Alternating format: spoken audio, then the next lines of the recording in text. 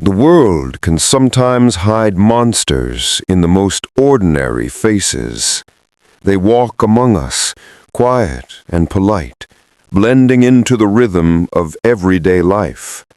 They smile in church, wave to neighbors, and offer help when someone's car breaks down. Samuel Lee Smithers was one of those men, the kind of person no one ever suspects until the truth claws its way to the surface.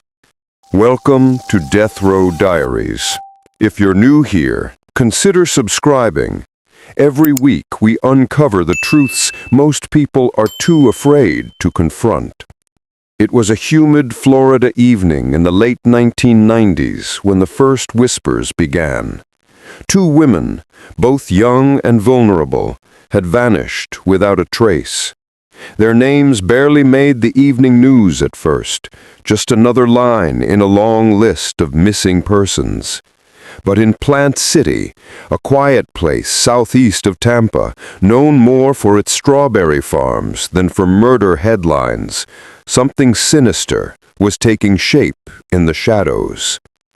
Samuel Smithers was the last person anyone expected to see under arrest for double murder. A middle-aged man with thinning hair, a soft southern accent, and the steady presence of a church deacon, he seemed built from the mold of small-town decency. For years he maintained that image, devoted husband, father, and servant of God. But beneath that mild exterior hid a growing rage, an internal rot that no sermon could cleanse. He was born in 1955, a product of a strict religious upbringing. His family believed in order and obedience, two things young Samuel took to heart. He grew into a man who demanded control, but who also quietly resented how powerless he often felt. His marriage was strained.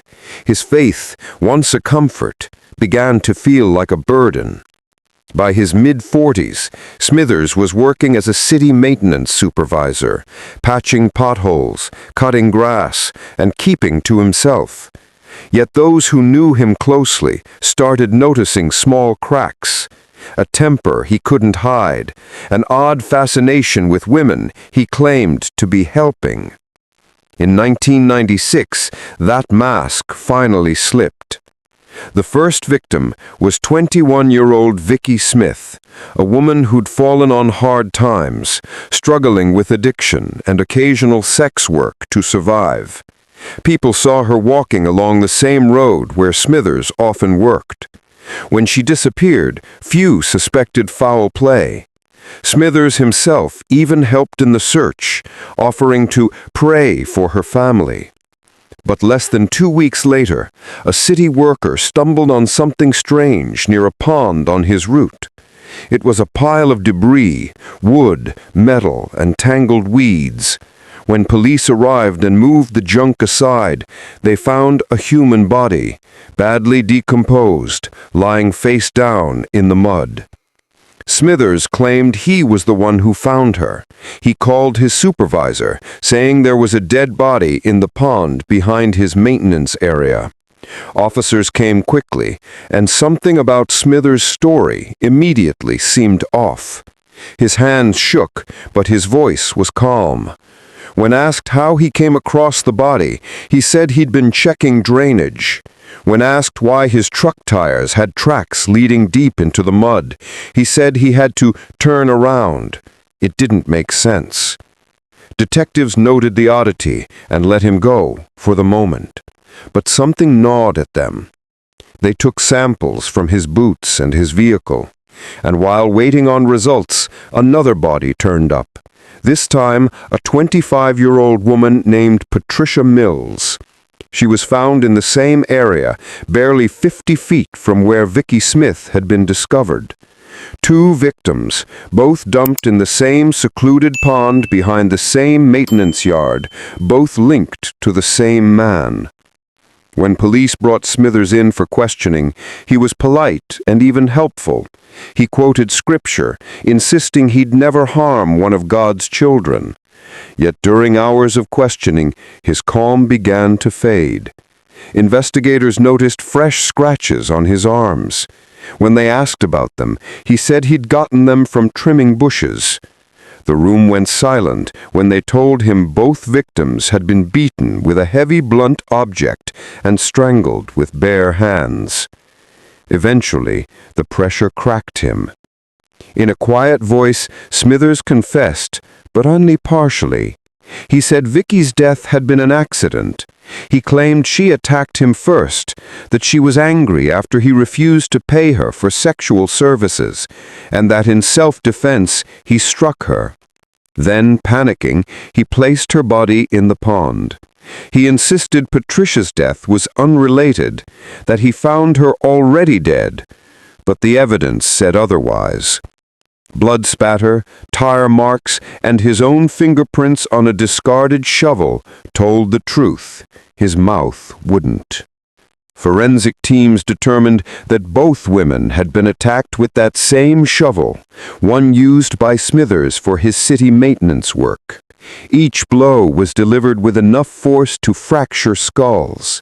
These were not defensive strikes, they were acts of rage. And when the truth reached Plant City, disbelief turned to horror. The man who sat in the front pew every Sunday, who led prayers for forgiveness, had slaughtered 2 women and buried them in his own workplace. Before we continue, take a moment to hit the like button.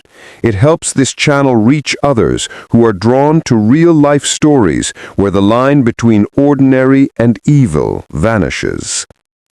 As the trial began, prosecutors portrayed Smithers as a man leading a double life.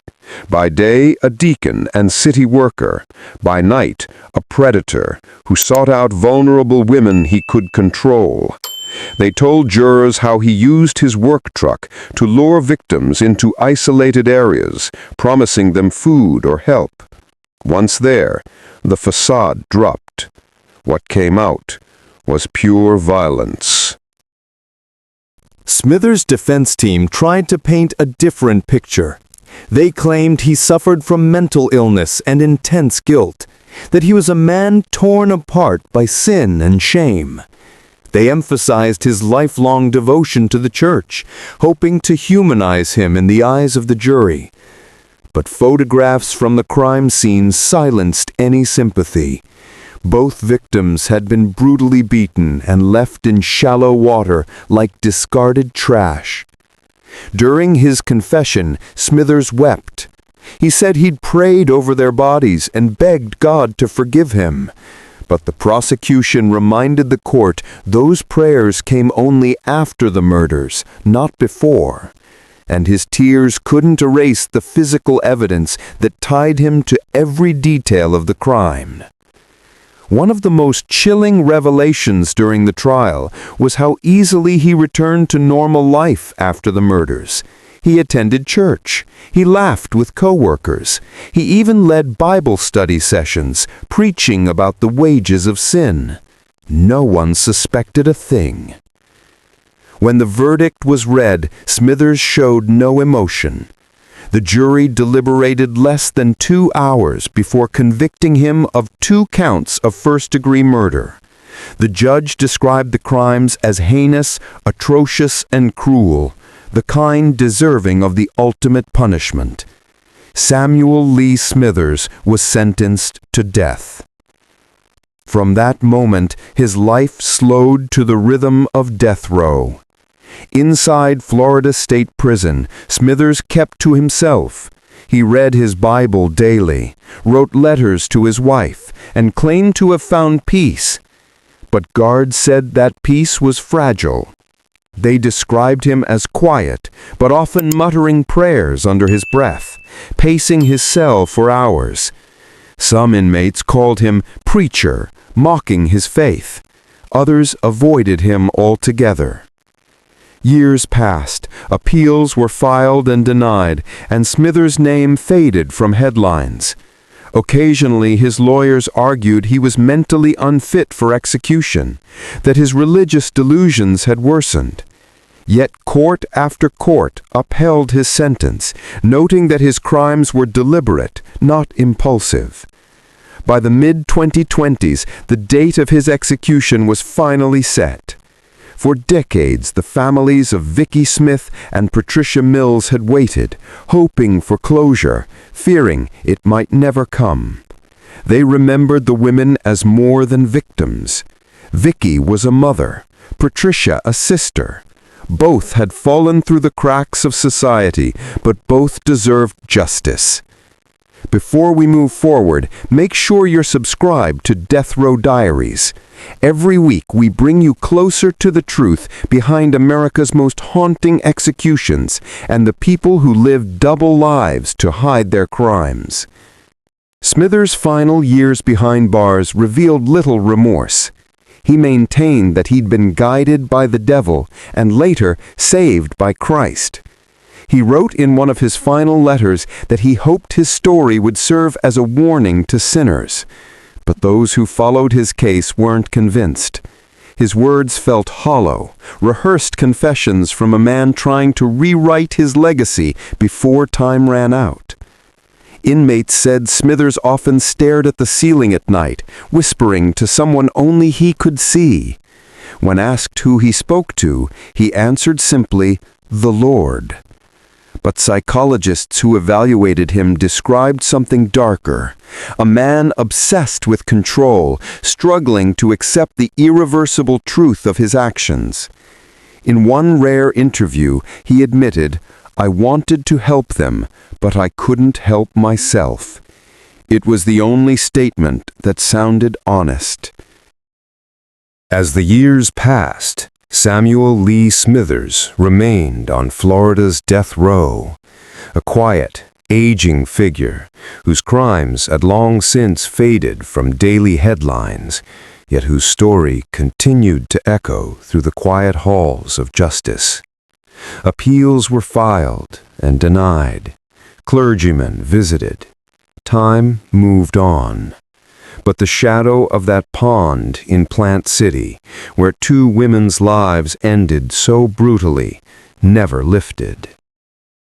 When the final death warrant was signed, Smithers was 72 years old. His death date was set for October 14, 2025. After more than 2 decades of waiting, the state of Florida prepared to carry out his sentence, one that had been delayed by years of legal challenges and shifting political tides. In his final hours, the man once known as the Deacon of Death showed little emotion. Prison officials noted that he remained calm, speaking softly and avoiding eye contact with those around him. Hours before he was scheduled to die, Smithers made a simple but unique last meal request: 3 packs of oatmeal, peanut butter, 2 sports drinks, and a bottle of water. It was an odd, almost ascetic choice, perhaps a reflection of his religious roots, or maybe an attempt to control one final thing in a life marked by chaos and loss. When the time came, Smithers was escorted into the execution chamber at Florida State Prison and strapped to the gurney. Witnesses described him as pale and still, his eyes fixed on the ceiling. The IV line was inserted into his arm, carrying the lethal chemicals that would end his life. When asked if he had any final words, Smithers responded quietly, "No, sir." There were no tears. No last-minute confessions, no apologies, just silence. At 6:17 p.m., the flow of lethal chemicals began. Within minutes, the former church deacon, who had once preached faith and forgiveness, was pronounced dead. Outside the prison walls, few people gathered. The families of Christy Cowan and Denise Roach had long since made peace with the fact that justice had taken its time. For them, closure had never truly come, only the quiet understanding that their daughters' stories were finally complete. Smithers' death marked yet another execution in a year when Florida's death chamber had been busier than it had in decades. Governor Ron DeSantis, who had already signed a record number of warrants in 2025, described it as the enforcement of justice long overdue. For many, Samuel Lee Smithers' case remains a haunting reminder of duality, a man of faith who lived two lives, one in the light of Sunday sermons, the other in the dark corners of a pond behind a lonely Plant City home. As the curtain of time closes on the story of the Deacon of Death, his legacy endures as a chilling contradiction, proof that evil can wear even the most unassuming face, and that beneath the calmest surface can lie the deepest abyss.